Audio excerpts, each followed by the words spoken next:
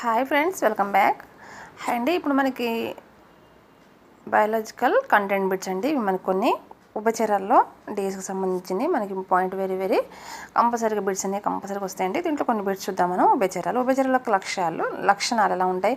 లార్వాలు పిండి దశలు నీటిలో నివసిస్తాయి. ప్రౌఢ జీవులు నేలపై నివసిస్తాయి. చర్మం కరుగ్గా ఉండి తేమగా ఉంటుంది. మనకి ఈ విధంగా అడుగుతారు. మన చర్మం ఏ విధంగా ఉంటుంది? గరుగ్గా తేమగా ఉంటుంది. ఉభయచరాలు.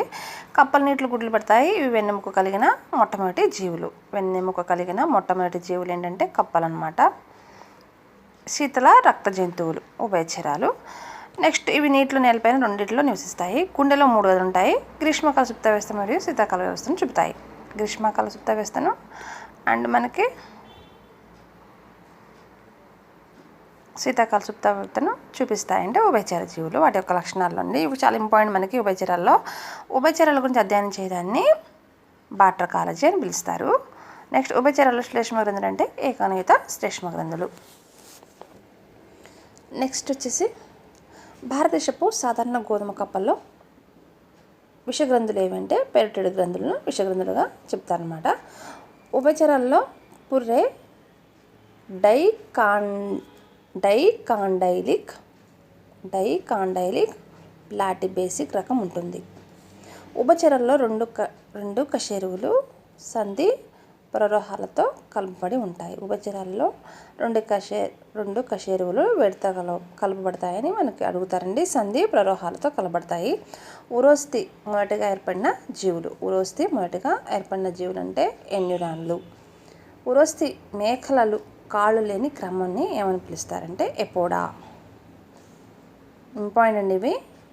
పర్చుకలు క్షీణించిన లేక పూర్తిగా కోల్పోయిన క్రమం ఎన్యురా.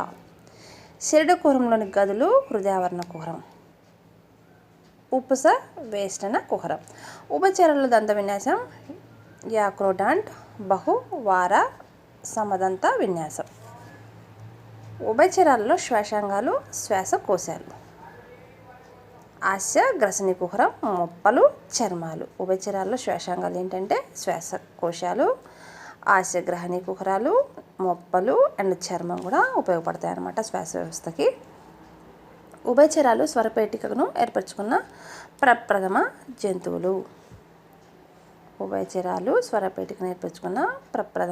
జంతువులు. ఉభయచరాల గుండెల్లో 3 గదులు ఉంటాయి. వీటితో ఉండే నిర్మాణాలు ఉదర మూల మహాధమని, పుష్ట శిరా సరణి. ఉభయచరాలలో మూత్రపిండాలు మధ్యవృక్క మూత్రపిండ రకం. మూత్రపు కోసం అవస్కార కుడ్యం ఉదరతలం నుంచి ఆధారణంగా ఏర్పడుతుంది. ఉభయచరాలు మెదడును కప్పి ఉండే పొరలు ఏంటంటే వెలుపలి పరాశిక, లోపలి మృద్వి. వీటిలో కపాలనాడుల సంఖ్య ఎంత ఉంటాయంటే 10 జతలు. మధ్య చెవికి గ్రసనికి మధ్య సంబంధాన్ని ఏర్పరిచే నిర్మాణం శ్రోతనాళం.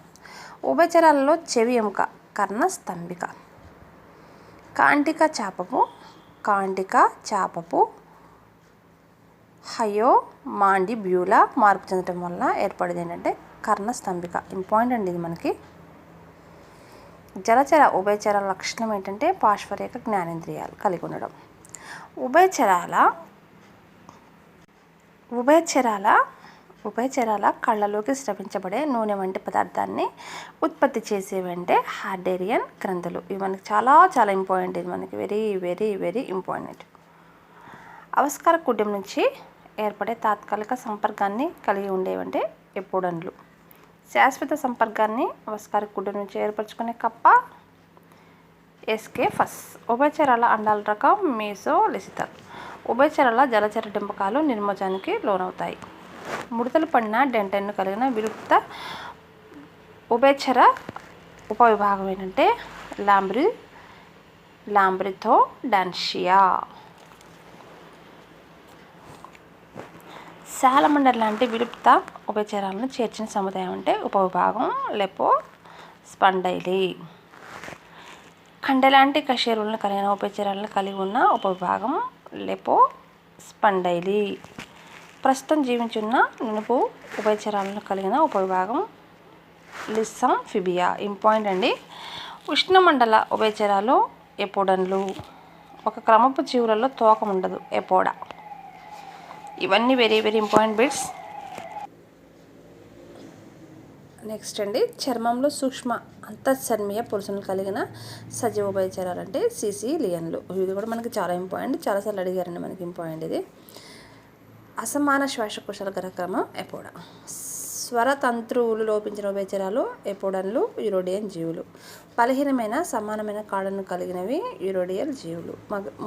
మగజీవులు విడుదల చేసిన శుక్ర గుళికలను ఆడ కాడెడ్ వీటి ద్వారా స్వీకరిస్తాయి అంటే అవస్కర పెదవుల ద్వారా.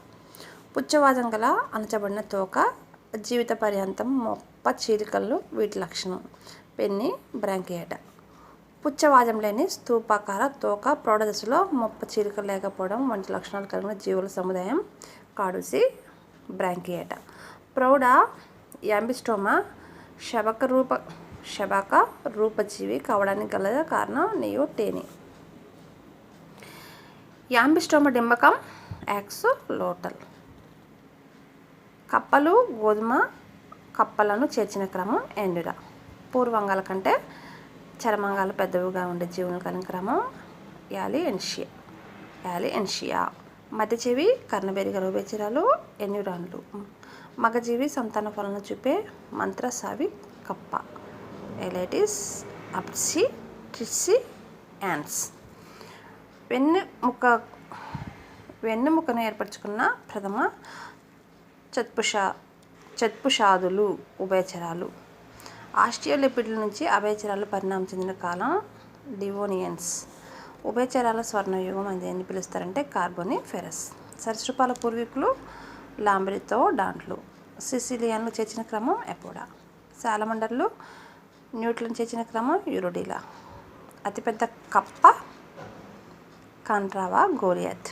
అతిపెద్ద సాలమండర్ యాండ్రియాస్ డేవిడియానస్.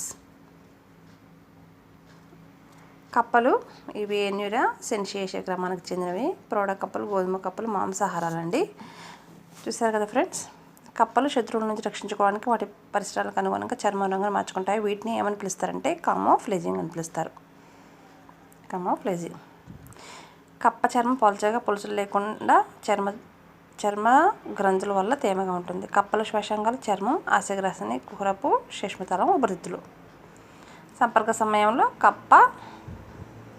ఆడకప్పలు గుడ్ల రాశిని విడుదల చేయడాన్ని స్పాన్ అని పిలుస్తారనమాట. ఇది మనకి ఇంపార్టెంట్. పురుష కప్పలు శుక్ర కణాల రాశిని విడుదల చేయడాన్ని మిల్ట్ అంటారు. కప్పలో ఏ ఫలీకరణ జరుగుతుంటే బాహ్య ఫలీకరణ. నెక్స్ట్ వచ్చేసి కప్ప టాడ్ఫోల్ డింబకం మొప్పల ద్వారా శ్వసిస్తుంది. శాలమండర్.